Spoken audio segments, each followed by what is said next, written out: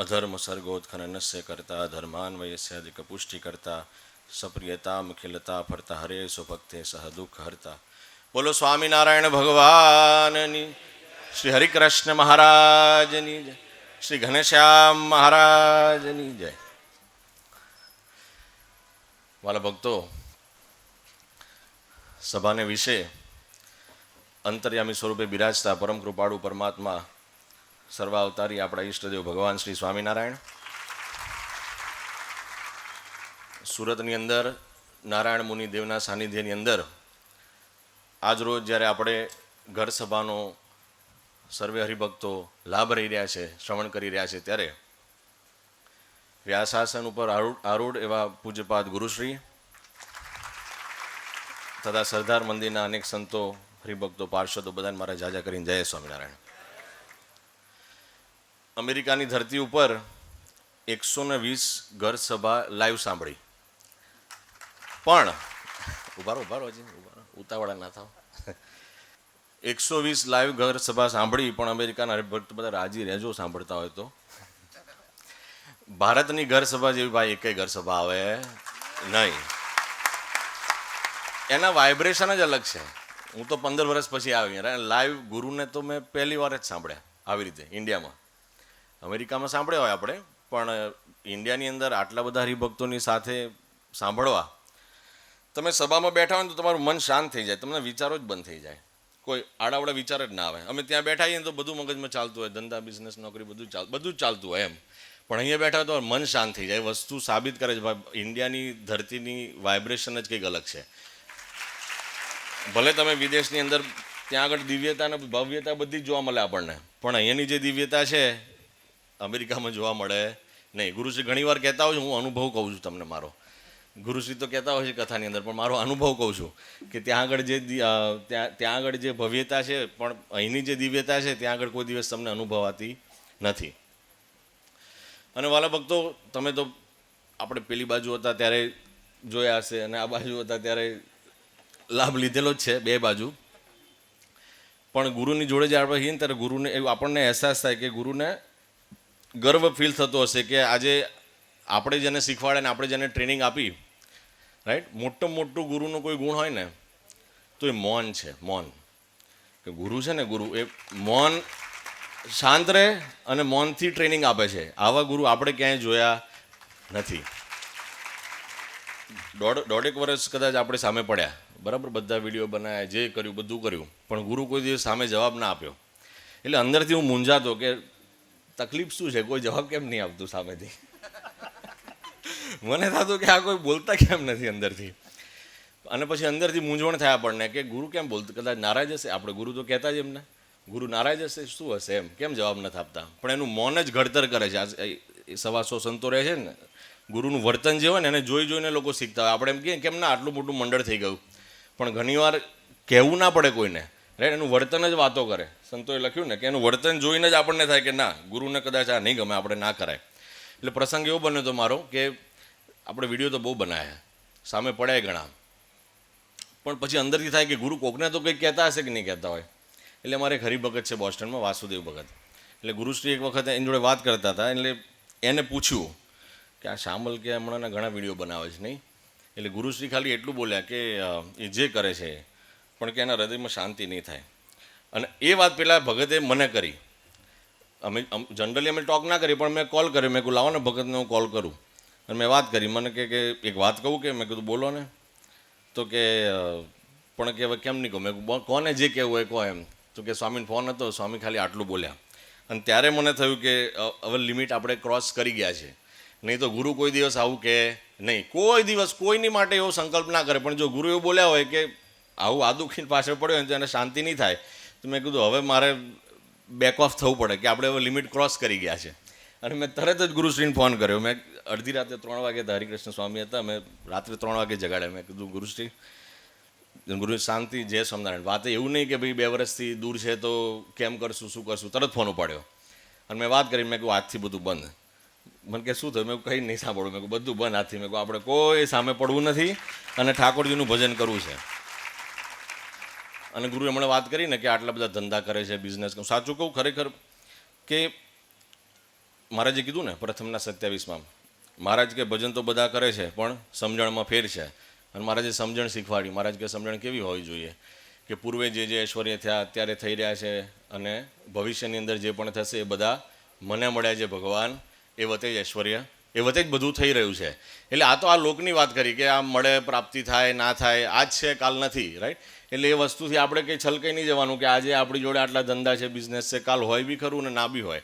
ભગવાને કીધું કે પૃથ્વી અધ્ધર રાખીએ છીએ, પણ બીજો શબ્દ તરત મૂક્યો ભગવાને, પૃથ્વી ડોલાવીએ બી છે અમે. એટલે ભગવાન તારણહાર બી છે અને ભગવાન જરૂર પડે તો ઉપરથી પાડી બી દે આપણને, રાઈટ. એટલે એ વસ્તુનું અનુસંધાન આપણે ખાસ રાખવું પડે. અને વાલા ભક્તો, આપણે ઘણી વખત સત્સંગની અંદર જોઈએ ને, કોઈ બી વસ્તુનું, આજે ગુરુએ એજ્યુકેશનની બહુ વાત કરી કે તમે ભણાવજો, રાઈટ. તો આ બધા ધંધાદારી બધા કદાચ બેઠા હશે અને આ સભાની અંદર યંગસ્ટર બી ઘણા બેઠા છે. તો મેં એક પ્રસંગ માર્ક કર્યો હમણાં, ગુરુશ્રીએ કથાની અંદર કીધું ભગવાનની વાતો બી આવે છે પણ ક્યાંક ધંધો બી શીખવા મળી જાય કથાની અંદરથી જ. કલ્પતરુ ગ્રંથની વાત કરી ગુરુએ. કોઈ બી ધંધો આપણે કરીએ ને તો એના બે વસ્તુ હોય છે, માર્કેટિંગ અને સેલ્સ. બરાબર, બિઝનેસ કરો તમે, બે વસ્તુ ધ્યાન આપતા હોય. આપણે શું કરીએ, પૈસો લગાડી દઈએ ફૂલ માર્કેટિંગની અંદર અને સેલ્સની અંદર. પણ એક વસ્તુ ભૂલી જઈએ છે, શું? તો કે માર્કેટિંગ સેલ્સ કર્યા પછી ફૂલફિલમેન્ટ કરવું બહુ જરૂરી છે. જો ફૂલફિલમેન્ટ ના કરીએ આપણે તો આપણા જે કસ્ટમર છે એની સર્વિસ આપણે બરાબર આપી શકીએ નહીં. બરાબર, એક સમજી ગયા ને બધા મોટા, હું શું કહેવા માગું છું? માર્કેટિંગ કર્યું, સેલ્સ કર્યું, પણ હવે માર્કેટિંગ કર્યું, સેલ્સ કર્યું, વસ્તુ છે જ નહીં તમારી જોડે. એકદમ જ તમારો ઓચિંતા ઓર્ડર આવી ગયા પણ તમે ફૂલફિલ નથી કર્યા, કસ્ટમરને સર્વિસ નથી આપી શકતા, તો તમારો બિઝનેસ કે જે બી તમે પ્રવૃત્તિ કરતા હોય એમાં સક્સેસ મળે નહીં. ગુરુશ્રી હમણાં વાત કરી કે કલ્પતરુ ગ્રંથ, એની જ વાત કરીને કે ભાઈ પુસ્તક છપાઈ ગયા છે, બની ગયા, તમે લોકો વસાવજો, માર્કેટિંગ થઈ ગયું, સેલ્સ થઈ ગયું, પણ પછી શું કીધું તરત કે રેડી છે, પિકઅપ કરી લેજો. એટલે ફૂલફિલમેન્ટ બી રેડી છે. બરાબર, એટલે ફૂલફિલમેન્ટ સુધીની વસ્તુ આની અંદર આપણને શીખવા મળે, રાઈટ. અને આપણે જોઈએ છે રાત દિવસ ગુરુશ્રી દાખલો કરે છે, ઓનલાઈનના માધ્યમથી, આપણે ટીવીના માધ્યમથી, દરેક જગ્યાએ આપણે ઘર સભા આવે પણ ગુરુ રોજ અઠવાડિયામાં 3 દિવસમાં એમ કહે કે આજ નથી કરવી, પરમ દિવસ કરીએ, એક દિવસ ગેપ પાડીએ. પછી શું થાય? એ વસ્તુ ચાલે નહીં લાંબા ટર્મે સુધી, રાઈટ. એટલે આની અંદર સત્સંગ તો શીખવા મળે છે આપણને, પણ સાથે સાથે આનું બી આપણને જ્ઞાન મળે જો પકડી શકીએ તો, કે આ વસ્તુ આપણને શીખવા મળે. અને છેલ્લે વાત કરું કે કોઈ બી વસ્તુનું જ્યારે આપણે પ્રવર્તન કરાવવું હોય ને તો એનું પ્રતિપાદન કરવું બહુ જરૂરી હોય છે. કોઈ બી વસ્તુ પ્રવર્તાવી હોય તેનું પ્રતિપાદન કરવું બહુ જરૂરી છે. દાખલા તરીકે શ્રીજી મહારાજની વાત કરો ને, કે શ્રીજી મહારાજે શિક્ષાપત્રીને પ્રવર્તન કરાવવું હતું તો મહારાજે પ્રતિપાદન કર્યું. કેવી રીતે? મહારાજે આપણને આજ્ઞા કરી છે. શું આજ્ઞા કરી? કે રોજ 5 શ્લોક વાંચવા. તો ભાઈ એમાં રોજ એકના એક શ્લોક શું વાંચવા થાય ને સંકલ્પ આપણને, કે રોજ એકના એક શ્લોક શું વાંચવા. તેમ છતાં પણ મહારાજને ખબર હતી કે આ વસ્તુને આપણે કોઈ બી વસ્તુનું પ્રસ્થાપિત કરવું હોય તો એનું પ્રતિપાદન કરવું જરૂરી છે.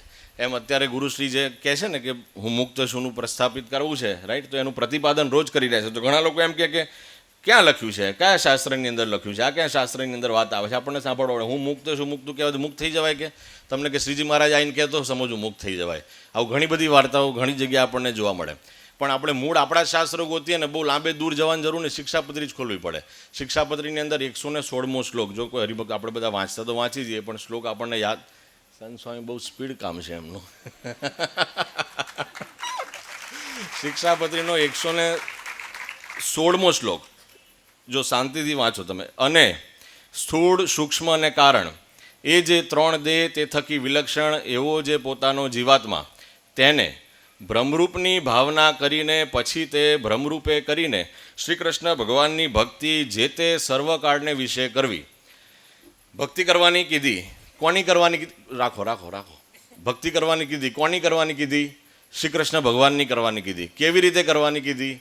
બ્રહ્મરૂપે કરીને કરવાની કીધી. એવું કીધું કે બ્રહ્મરૂપ થઈને કરો. શબ્દ પર ધ્યાન રાખજો. શું કીધું? બ્રહ્મરૂપની ભાવના કરીને પછી બ્રહ્મરૂપની ભક્તિ કરવાની કીધી છે. બરાબર, એટલે હું મુક્ત છું, ભાવના કરવી પડે. કરો તો મુક્ત થાવ ને, પણ ભાવના જ ના કરીએ તો મુક્ત ક્યારે થઈએ આપણે? સમજાય છે વાત? લાભે જવાની નથી જરૂર. આપણા શ્લોકોની અંદર જ લખ્યું છે. અને 121મા શ્લોકની અંદર પણ એ જ વાત આવે છે કે બ્રહ્મરૂપની ભાવના કર્યા પછી જો આવે. અને અમારો જે મત તે વિશિષ્ટાદ્વૈત છે એમ જાણવું, અને અમને પ્રિય એવું જે ધામ તે ગોલોક છે એમ જાણવું, અને તે ધામને વિશે ક્યાં આગળ? ભગવાનના ધામને વિશે ભ્રમરૂપે કરીને શ્રી કૃષ્ણ ભગવાનની સેવા કરવી તે અમે મુક્તિ માની છે એમ જાણવું. કેવી રીતે ભક્તિ કરવાની કીધી? ભ્રમરૂપે થઈને, મુક્ત ભાવે થઈને, હું બ્રહ્મ છું, મુક્ત છું, એ ભાવે થઈને ભક્તિ કરવાની કીધી. એટલે બહુ લાંબે આપણે જવાની જરૂર નથી. અને ટૂંકો દાખલો આપને આપું બધા હરિભક્તોને. ગુરુશ્રી, હું નિકોલ ગયો હતો 2 દિવસ પહેલાં, અને અમારા મામાને ત્યાં પધરામણી હતી, તો ત્યાં આગળ 3 વર્ષનું એક બાળક છે એમના ત્યાં. તો એને પૂછ્યું કે નિત્ય સ્વરૂપદાસજી શું કહે? તો કે હું મુક્ત છું. 3 વર્ષનો છોકરો તરત બૂમ પાડે કે હું મુક્ત છું. પછી મેં એને પૂછ્યું, મેં કહ્યું આવું તમે ક્યારથી શીખવાડો છો? તો કે અમે લોકો કે ઘર સભા રોજ સાંભળીએ, હરિભગત નથી ફેમિલી, પણ ધીરે ધીરે કથા સાંભળીને થઈ ગયા. હરિભગત નહોતા એ લોકો, એટલે કે આ નાનું બાળક અમારું કે છેલ્લા 3 મહિનાથી બોલે છે હું મુક્ત છું, પણ કે એક અમે અનુભવ કર્યો. મેં કહ્યું શું અનુભવ કર્યો? તો કે ઠાકોરજીની એક નાની મૂર્તિ છે એમની જોડે, આપણે ડ્રોઈંગ રૂમની અંદર મૂકેલી હોય ભગવાનની વાઘા ધરાયેલી મૂર્તિ. તો કે સ્વામિનારાયણ ભગવાનની મૂર્તિ છે. તો એ બાળકે મૂર્તિને લઈને બપોર આવે ને, તડકો આવે ને એટલે એસી આગળ લઈ જાય. તો એના મમ્મી પૂછે આ કેમ કર્યું? તો કે ભગવાનને ગરમી ના લાગે ને. પછી એ ટીપાઈની નીચે આસન મૂકે. તો કે આ કેમ કર્યું? તો કે ભગવાનને નીચે ઉતરવું હોય તો કે આસન જોઈએ ને પગ લૂછવા માટે. 3 વર્ષના બાળકને ખાલી આટલું બોલવાથી જો આવી બુદ્ધિ ભગવાન પ્રેરતા હોય, કે આટલો પ્રગટ ભાવ આવતો હોય, તો આપણને કેમ ના આવે? આટલું જ વિચારવાનું છે. બરાબર? અસ્તુ. જય સ્વામિનારાયણ. જય સ્વામિનારાયણ.